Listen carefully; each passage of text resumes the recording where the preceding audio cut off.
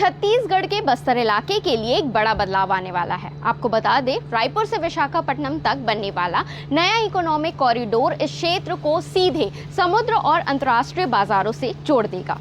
यह सड़क भारतमाला परियोजना के तहत बन रही है और पूरी तरह नई ग्रीनफील्ड 6 लेन रोड होगी। अभी जगदलपुर से विशाखापट्टनम जाने में 7 से 9 घंटे लगते हैं, लेकिन इस नए कॉरिडोर के बनने के बाद यही सफर सिर्फ 3.5 से 4 घंटे में पूरा हो सकेगा।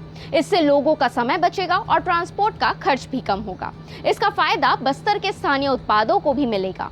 यहाँ की अरेबिका कॉफी, जैविक इमली, महुआ से बने उत्पाद और ढोकरा कला को अब आसानी से देश विदेश के बाजारों तक पहुंचाया जा सके।